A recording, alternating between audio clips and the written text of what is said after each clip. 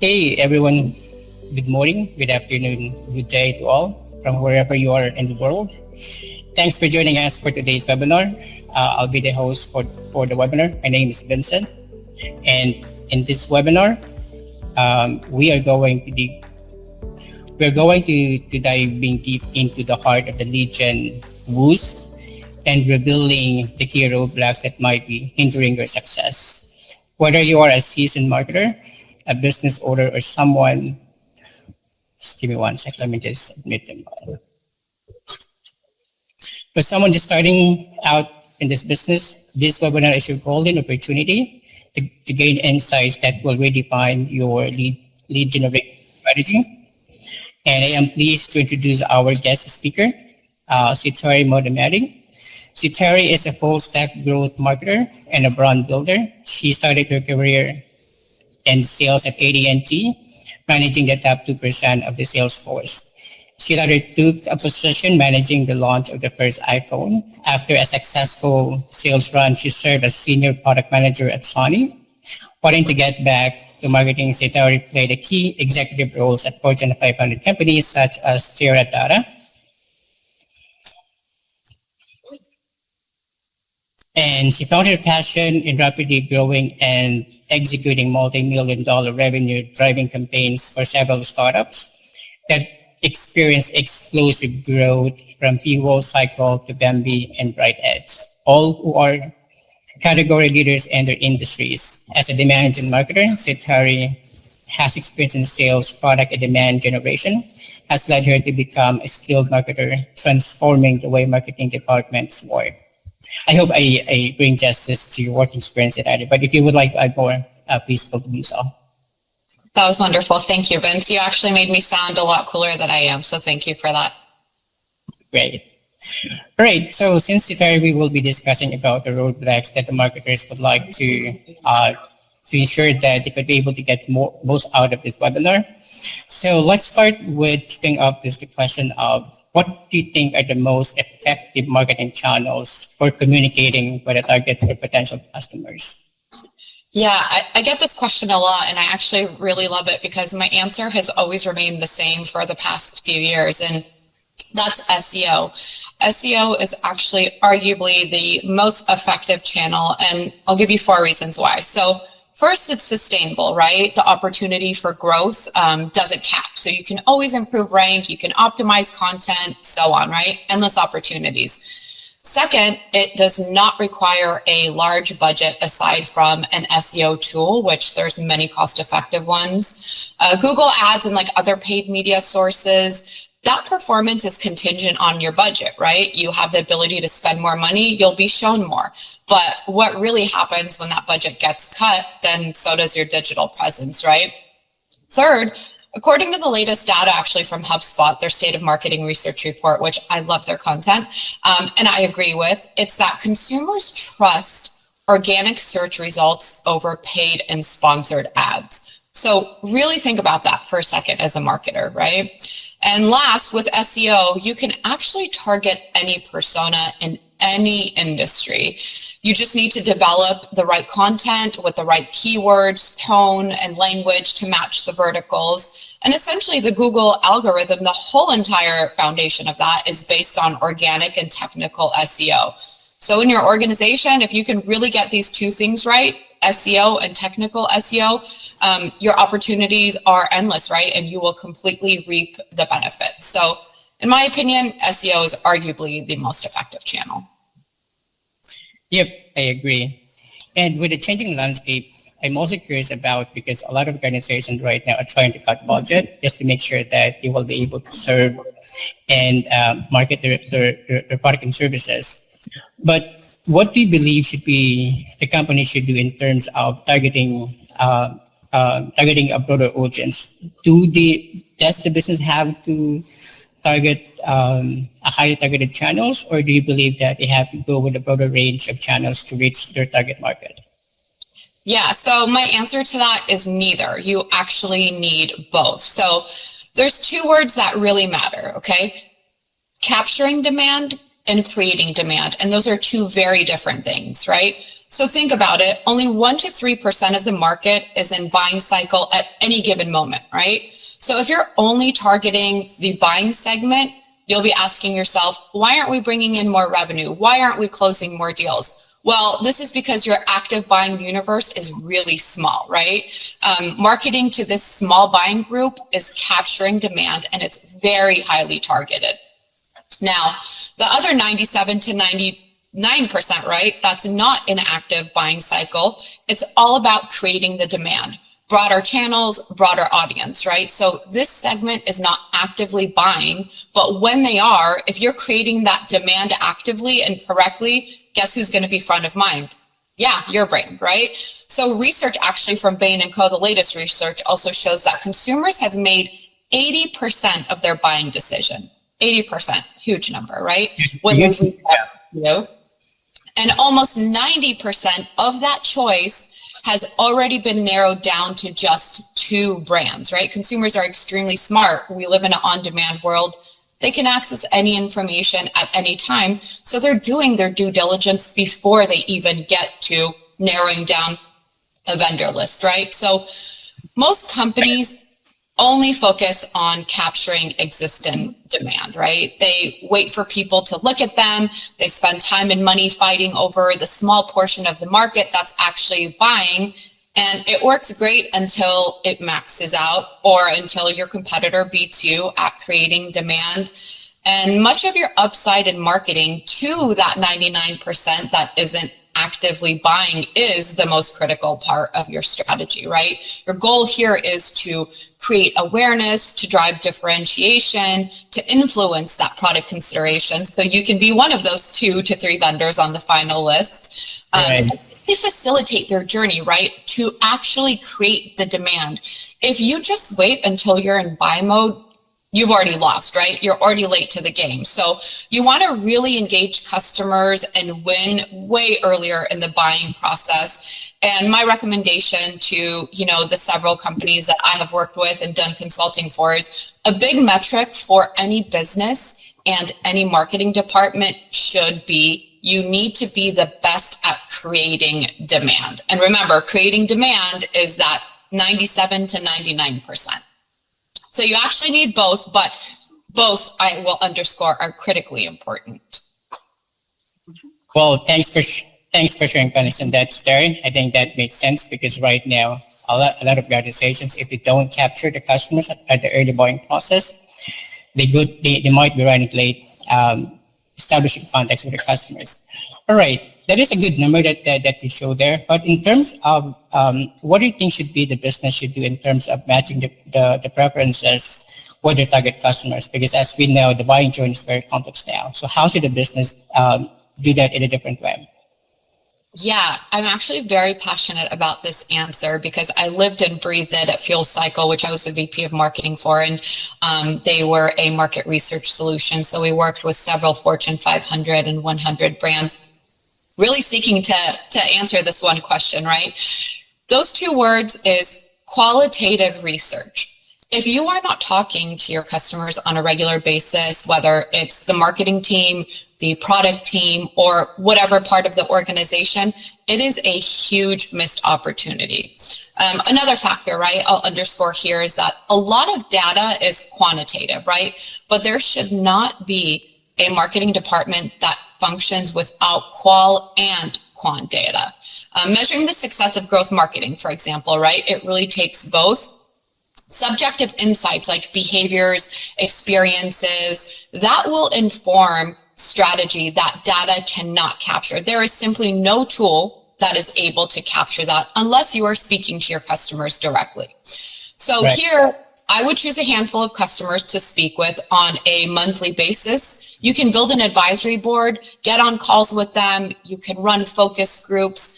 Because subjective behaviors and insights and experiences will literally inform your strategy that data cannot simply capture. So both are critical, but with the software and attribution challenges there are, I would really highly recommend to any business that you are feet on the street and you are speaking to your customers, you are hearing it from the horse's mouth, and the feedback that they give you, I will guarantee will completely transform the way you run your marketing department or the way you run your business. Because I will tell you from a marketing perspective, and I've learned this lesson the hard way many times, that perception is not always reality. So get in there, get in the weeds, talk to your customers, and let them know they're part of building this experience with you. 100%, I agree with that. Thanks for that. I like the way he said perception is not the reality, and sometimes we have to build that with the customer in order for us to bridge that kind of thing that the customer is looking for us. Now, I'd like also to understand, because I've been hearing a lot of organizations, especially in the B2B sites, that you need to capture quality leads, and this kind of quality has to go over some kind of criteria. But based on your experience, how would you define quality leads? And then if you could be able also to provide criteria that should determine how we're going to meet this kind of criteria, if you will. Yeah, so if you asked me this question a few years ago, my answer would have been completely different than it is today. But I have a very different belief and strategy around this question, but it really works like a charm, especially for, mid-market and enterprise organizations. So as a modern marketer, if you are truly looking at the data, you will see the days of MQLs and SQLs are just simply gone. If you're measuring only on MQLs, that incentivizes the marketing team to get the most volume of MQLs at the lowest cost. But the problem with that is that type of thinking is entirely misaligned with sales productivity and sales goals. So you have marketing saying, yes, I've hit 100% of my MQL goal, but then none of those MQLs actually close. So then you have sales at the bottom of the pipeline saying, well, I got 100 leads, but none of them are really good, right? So sure, we want to still use that metric, right? But to me, that's really become a vanity metric. First, I want to clear up what the definition of a quality lead is, in my experience. So to me, that is high intent revenue pipeline, okay? Your only criteria for a sales lead should be sales velocity and marketing booked revenue. So how a lead actually enters your pipeline is really the biggest predictor of sales velocity metrics. So those can be your win rates, those can be your sales cycles, those can even be ACVs, right?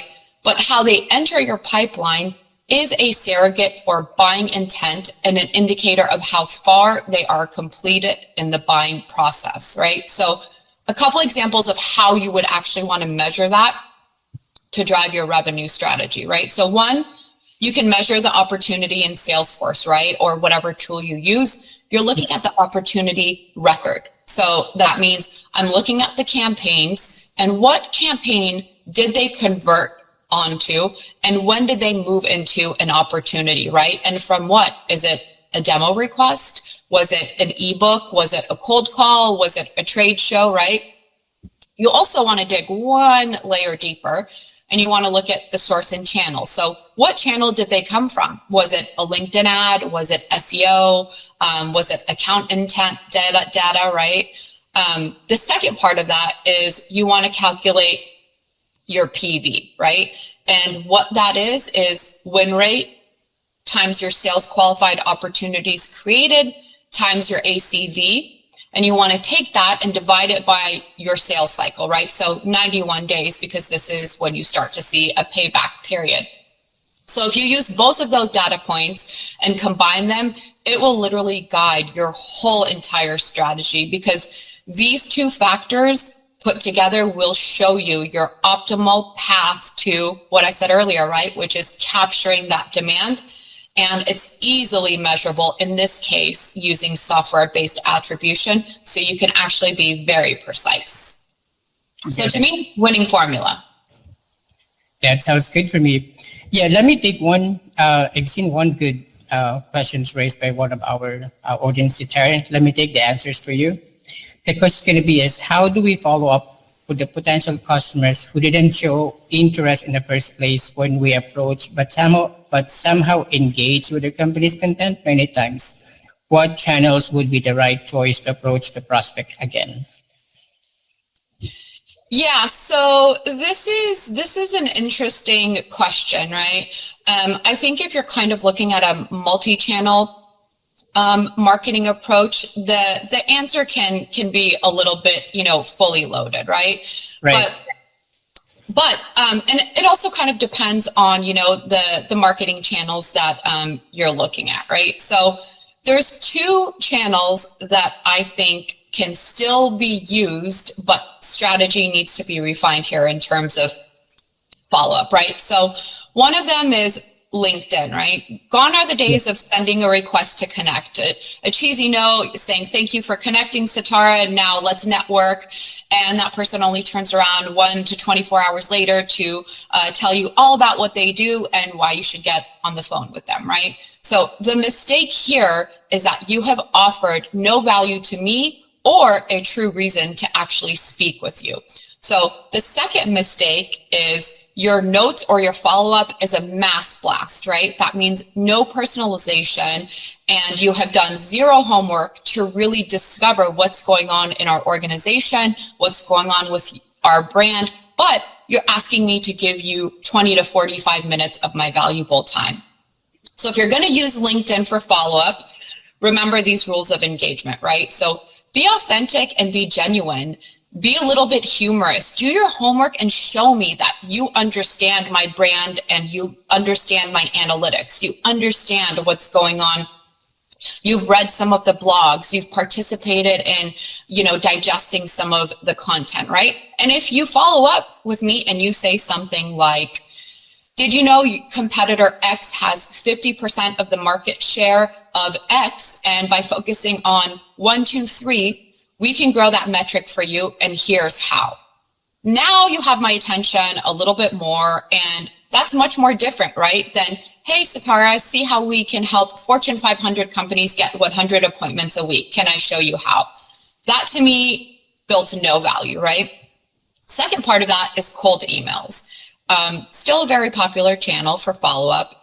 And the critique here is really similar to what I just mentioned. So here's an idea.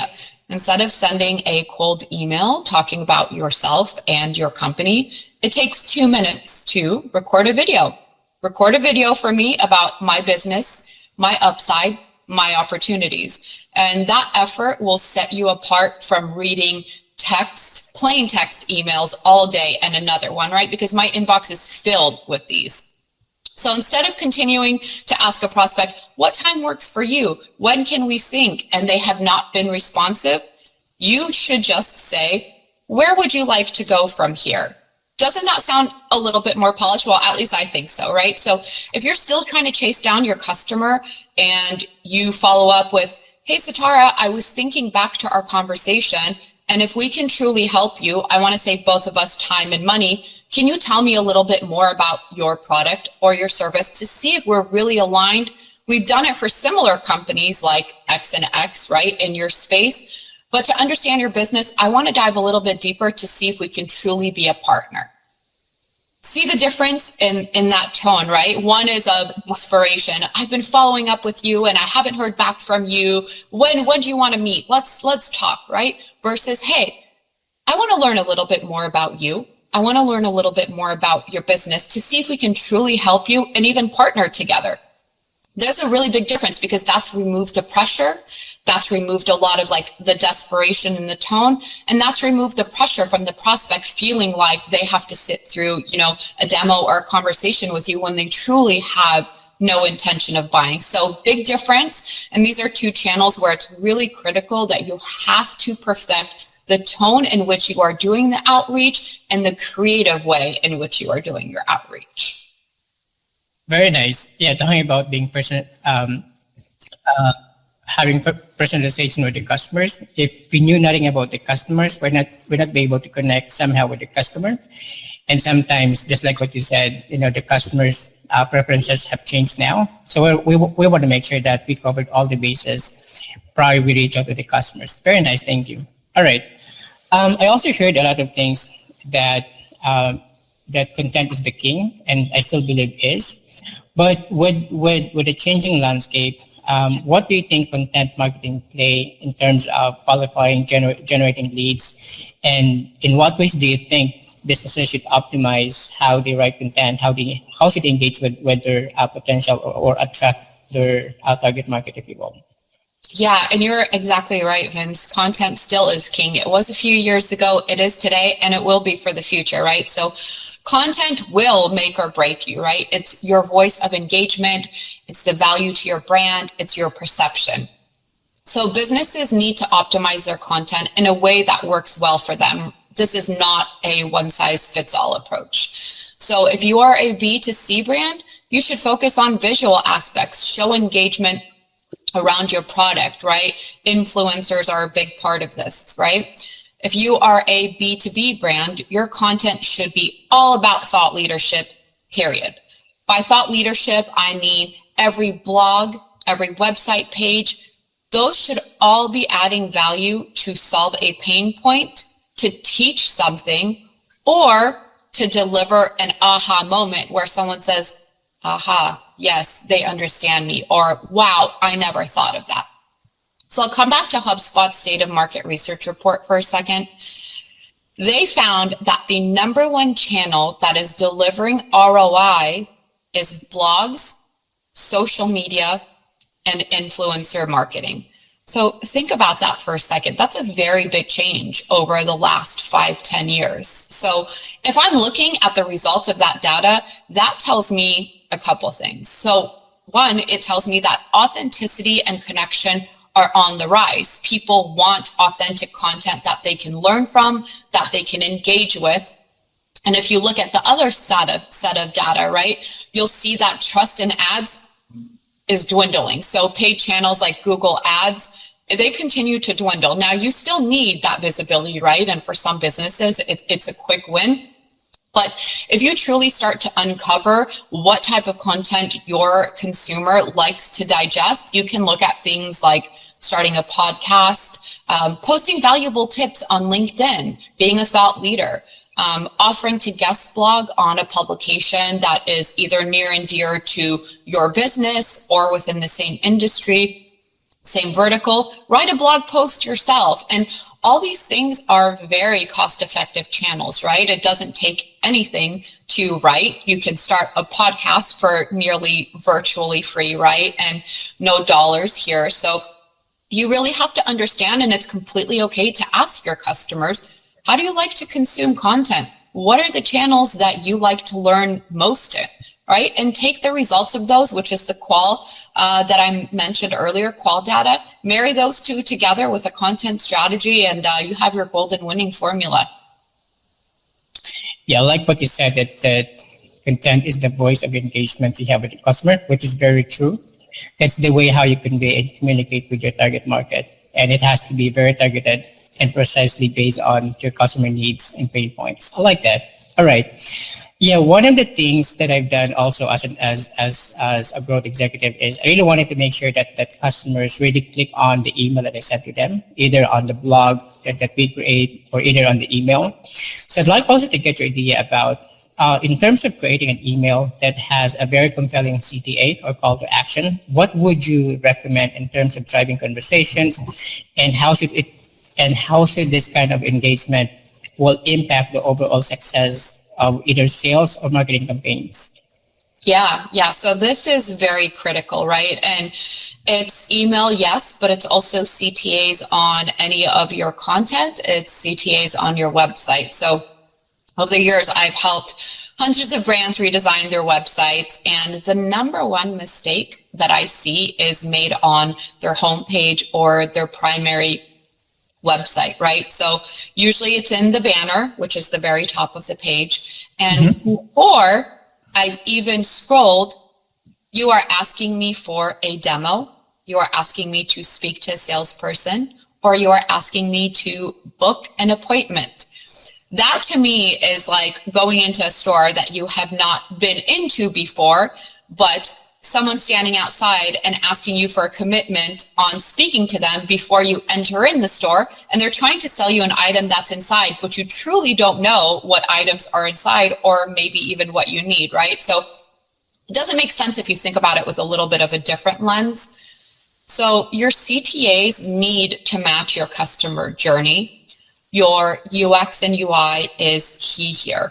So what brands and businesses need to think about is focusing on the softer CTAs very early on in your customer journey. So these are things like learn more, discover, watch a product tour, and specifically if you're a mid-market or an enterprise business, watch a product tour is one of the most highly converting CTAs. I actually ran a couple different experiments with watch a product tour, and we had a 97% conversion rate, and we deprioritized all other CTAs. So there was no speak to sales, there was no demo, there was none of that. So what we saw is that just a minor change on a CTA on high traffic pages doubled those conversions. And those actually led to better conversations with sales, which means reduced sales cycles, higher close rates. And on that one example that I just gave you, right, where we actually reduced all of the other CTAs, we saw a 4x increase in sales cycles and deals closing earlier. And like I said, 97% close rate just by simply changing a few words on a demo, right? Because nobody wants the pressure of having to sit through something without fully understanding what the value of that is. So go back to your websites, go back to your emails, go back to your content and just say, if I know nothing about my business and I am a prospect, does it make sense that before they even know what value I can bring to them, I'm asking for their time? So the answer to that is no, but the good news is you have every tool in your tool belt and some of the examples that I just mentioned to be able to change that. That's a very good advice, Setareh. I really like that. I think we could be able also to have, I think we just realized now that all the things that we're doing back then is actually something that we could also improve somewhere in the process. But thanks for sharing that. All right. When it comes to the multi-channel marketing approach, I think most of the businesses would like to test the water, make some adjustment on their strategies to ensure that their messaging actually miss or hit their target market.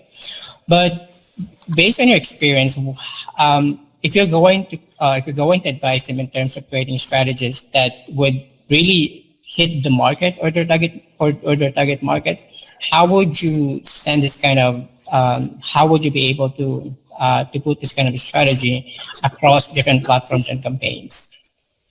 Yeah, so I get this question a lot around, well, I want my message to be consistent. I want my value props to, be consistent. So here's the truth in that is you should have a tagline or you should have a value prop for each channel that is a play or a minor change on your primary tagline. So ask yourself, does this message or tagline or headline, does it work for the Twitter audience, right? Because, for example, the Twitter audience, the content needs to be short and it needs to be punchy. Or does my tagline or my messaging here sound a little bit ambiguous for a platform like Instagram that's all visual based? How can I translate my message and my tagline into a visual design on a platform like Instagram, right? So marketers often think in silos, but consistent messaging does not mean the same words. It means evoking emotion, right? The same emotion, or conveying the concept of your brand or your value. So get a little team together, make a spreadsheet of all of the channels you are currently in. That's step one. Step two is, what is your messaging in those channels currently? Step three, how's it working? That's your key right there. And last, what are some alternative options to messaging in which I can improve or change that message? And I can likely bet that you will realize each of those channels have almost the same message, which is the opposite of what should be happening. And this is an exercise that I run through in every organization I have been in or that I have consulted in, right? And it's a very simple exercise, but it is an extremely powerful one. So I highly encourage that as a takeaway. Thanks for that, Setareh. I really appreciate your context and the process and context of that. All right. I know we've talked about earlier about the changing dynamics of the sales and marketing, and then how should the business should adapt to those changes, if you will. But one of the things that I've noticed over time is some organizations are trying to compromise the brand values. Sometimes they over communicate, sometimes they oversell, and it reflects the way the business does business. Now, going back to that question, I know the business has to adapt, but in what extent and terms that they have to do that without compromising their brand values or identity? Yeah, you're exactly right, Vince. There's a lot of underselling or a lot of overselling, right? Which is actually encompasses a lot of what we talked about earlier. So a lot of things happen in a market or industry all the time. So here is my advice. Do not adapt or change if your message or the message that you want does not fit into your roadmap or your values. Or if you don't have anything interesting to say, just don't say it at all, right? Let's think back to some of these blunders, right? Let's take the example of Pepsi.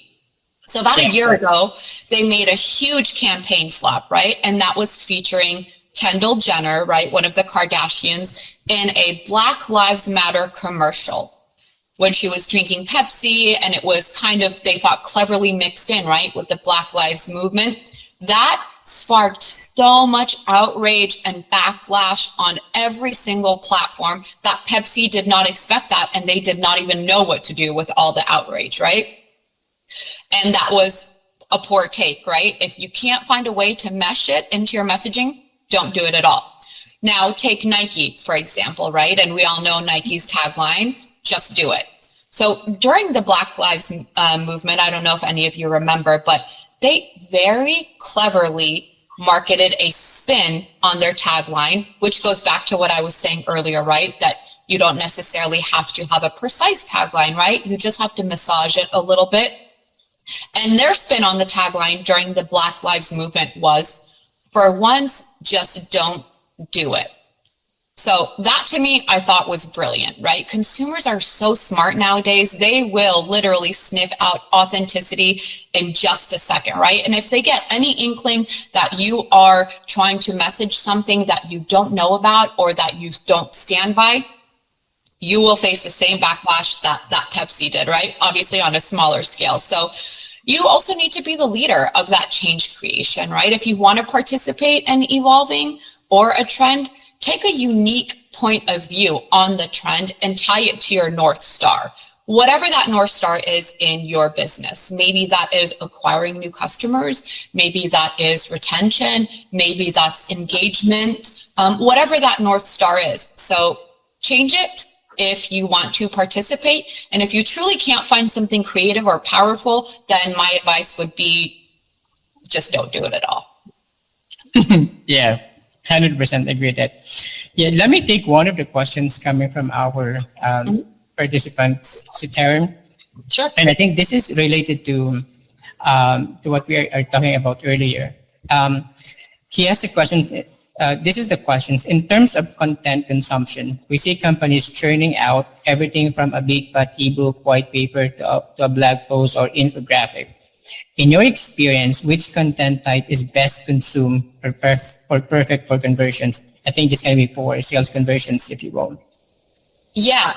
Okay. So this might be, again, another unpopular belief, but when you are creating content, everybody is used to platforms that are visual, right? And engaging. So Facebook, Instagram, all of that. So my recommendation would be create content that is visual. So a lot of those are ebooks and a lot of those are infographics.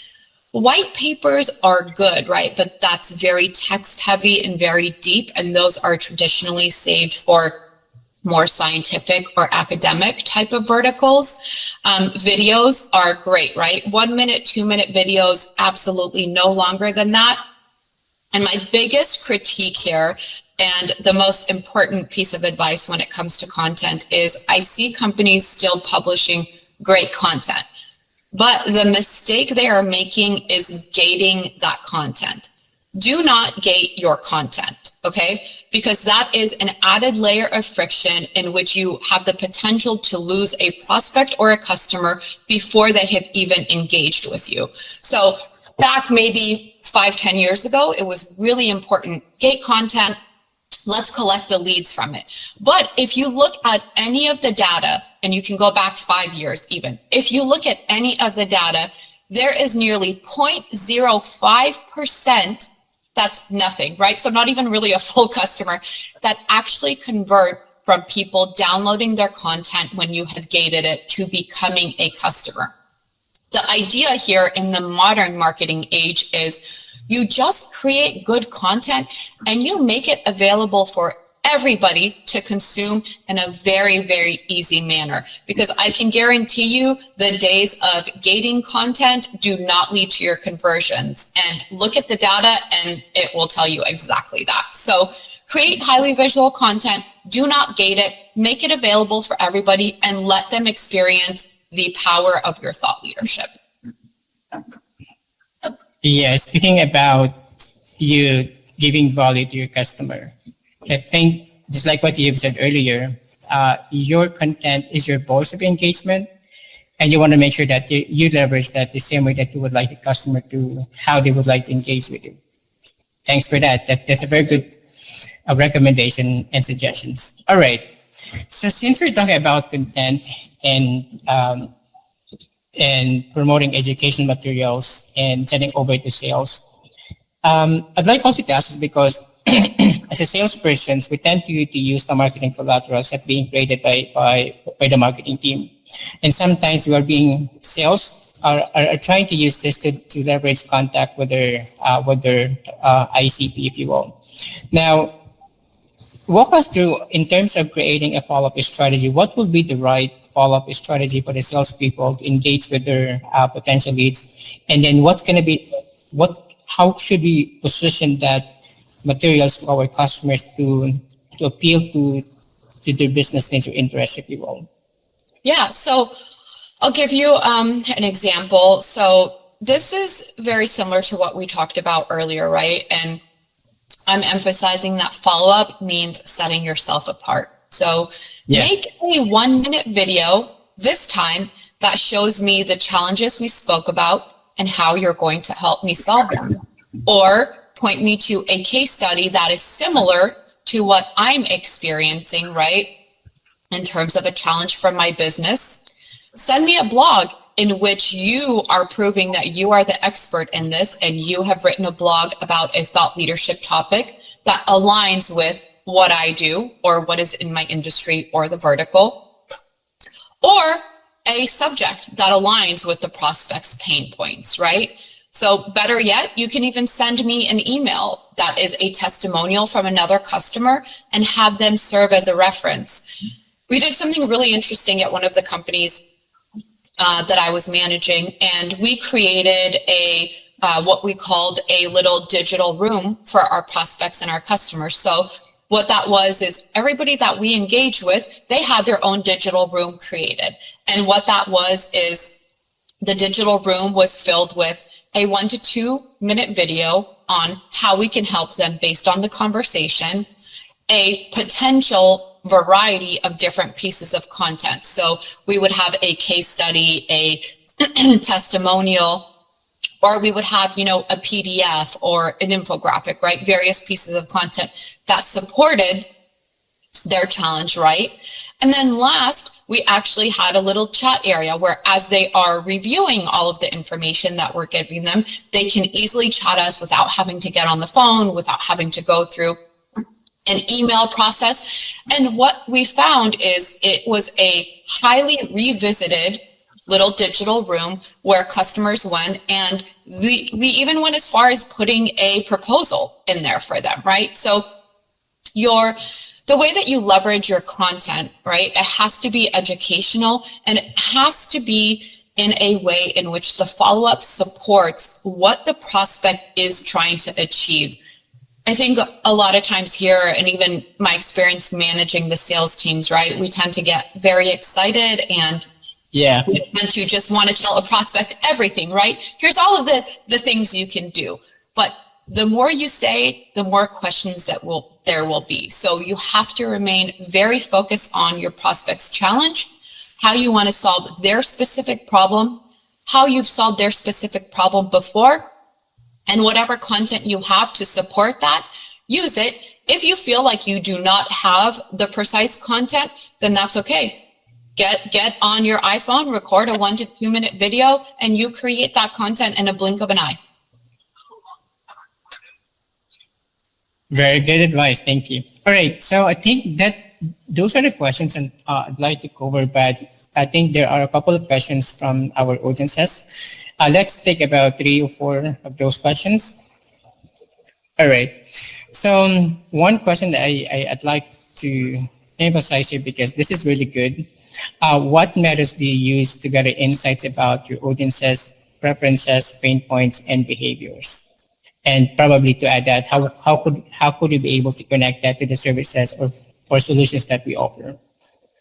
Yeah, if you don't have like a big budget or a tool that does this, if you want to collect insights from your customers, all you have to do is get on the channels that your customers exist in, right? So you can participate in forums, you can participate in different chat rooms, you can run a LinkedIn poll, you can run a poll on, Facebook, or just a Q&A. So there's a lot of social channels in which they're cost effective and really easy to execute, that you can ask the exact question that you want the answer to, and let your community know that we want to hear from you, right? There's been a lot of times that I've ran LinkedIn polls and used the responses from the various LinkedIn polls to then create content and pull that into a research report and say, hey, we asked, 300 marketers what XYZ is, right? And I took their answers and we turned it into a great piece of content. So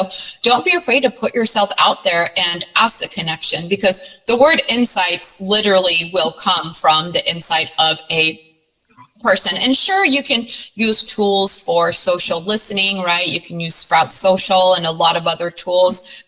But again, that type of tool and mindset will give you just the quant data, but it will not give you the qual data. So you want to use both and get creative. And there's actually like a lot of guerrilla marketing tactics that can be used here too.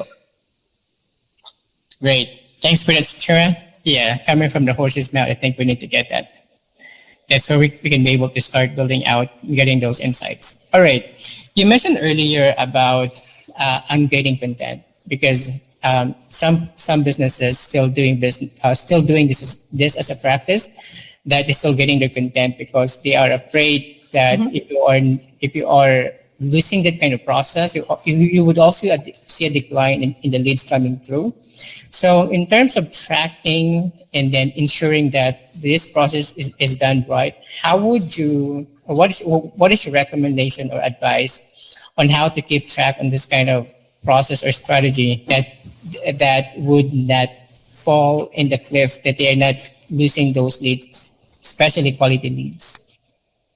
Yeah, so I think more important when it comes to content than measuring the actual quantifiable aspect of it, right? How many people downloaded it or how many people read it? You have to truly understand the impact of it, right? And the impact of it is how many people read that piece of content and took an action. Because there's a lot of people that will go read a blog. There is a lot of people that, will join a webinar.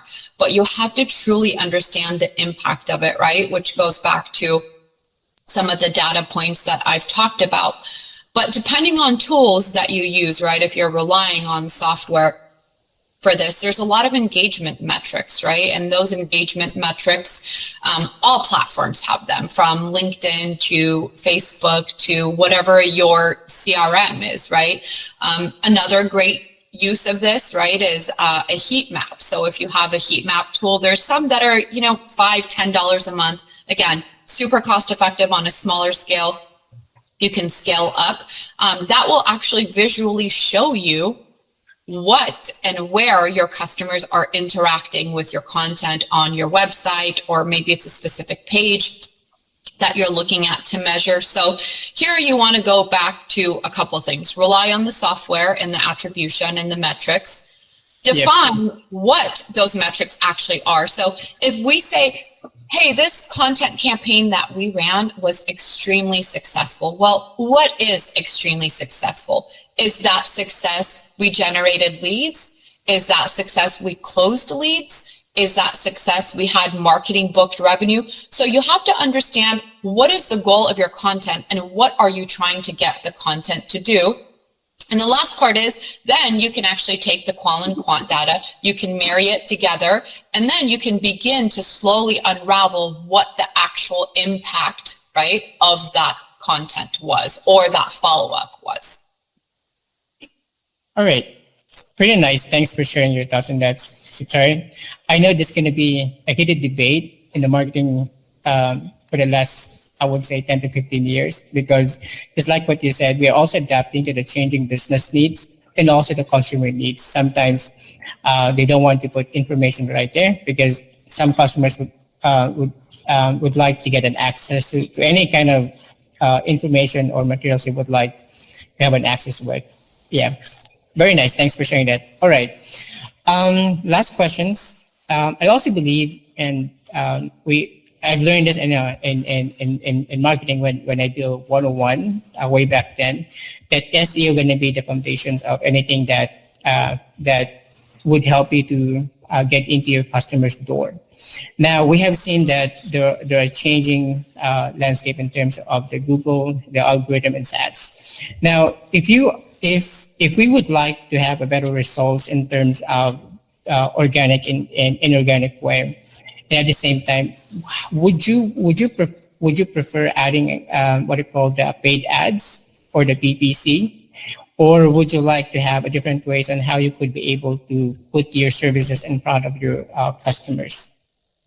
Yeah, so I think there's two parts to this question, and both will be important, right? SEO is a very sustainable but long-term play. So if you are a business or a brand that can afford to wait 3, 6, 9 months for the full effect of SEO to happen, then you can just rely on that channel. But if you are not in the position, right, to be able to have a 3 to 6 month mark, then you'll have to supplement, right? And you'll have to find ways to close the gap. And one of those ways of closing the gap for many businesses is Google ads, right? So you can certainly run a set of paid ads. What I would recommend here is a lot of paid ads will take you directly to a website or a landing page. Now, what you could do here to be different than some of the other competitors in the market is direct them to a piece of content, direct them to a ebook, direct them to an infographic, direct them to maybe a research report that you did, right? So the second part of this is, in terms of like brand awareness, you always want to have some sort of visual and digital presence and footprint, right? Aside from SEO. So you want to also run ads as well, whether that's on LinkedIn or Google, or, you can even run Gmail ads. So you should also run those, because those are very top of funnel, right? It's very unlikely that somebody sees your ad on LinkedIn, they click and they become a buying customer. But if you do run those ads, you are front and center of their mind when they are ready to make that decision. Your brand has kind of already been, planting the seeds in front of their mind. So I would say you need a recipe for both. It it really depends on how critical and how timely are your goals. Do you have the runway to wait 3 to 6 months? And what does your current pipeline look like? Oftentimes, I've seen organizations where they want to really focus on SEO, but they see, my pipeline's dropping a little bit. Let's recover the gap. And they recover the gap by running a set of LinkedIn ads, for example, right? And LinkedIn, I really like because you can get extremely targeted within your persona, your job functions and roles, or even your industry. So the idea here is I would probably choose LinkedIn over Google Ads, but both should be ran together for a holistic marketing strategy. Thanks for that. Thanks also for the one who asked that questions. All right, to wrap this up, Setareh, I think those are the questions I gathered from our audiences. So this can be my last questions, and probably we can end from here.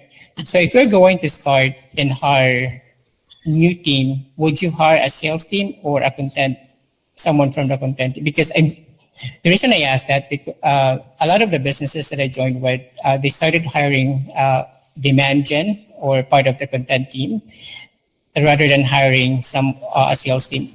If you are for your experience, how did you handle this kind of, I would say, in terms of promoting your services and building out businesses? Would you hire a sales team first or a demand gen that focuses on content?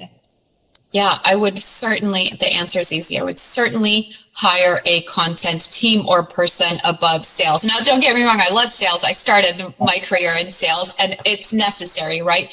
But if you're in the position to have to choose, I would choose content because content is a salesperson. Content is talking about your product, your pain point, your value. Content is educating the customer so you can close the deal, and you can deliver content at every stage of the buying cycle, right? Where sales usually comes in very early, right? In the cold calling stage. Yep. Or when the deal is ready to close. So in between, what happens, right? In between is content. So content can serve the purpose of creating pipeline and closing pipeline as well. So I would pick content. Love that. Again, Setareh, thank you for joining and also for gracing us your time today. Any last word before we close the webinar? No, I appreciate all the questions. I've enjoyed having this conversation. If anybody would like to dive a little bit deeper, you want to brainstorm, I love talking about all things marketing. So I'm going to give you my email. So if you have a pen and paper, or you can find me on LinkedIn, please feel free to shoot me an email with any thoughts, any concerns, anything that you want to maybe brainstorm or dive a little bit deeper on. My email is setmot4@gmail.com. Again, setmot4@gmail.com. And I will most definitely get back to you. And I'm looking forward to having some of those conversations. Thank you for putting it in the chat for everybody. Again, Vince, I've enjoyed this time. Thank you so much. It's always a pleasure chatting with you and working with you. I hope you all got some takeaways, and thank you so much. Thanks again, Setareh, and everyone for joining the webinar. Have a great day. Take care. Bye, everybody. All right, bye-bye.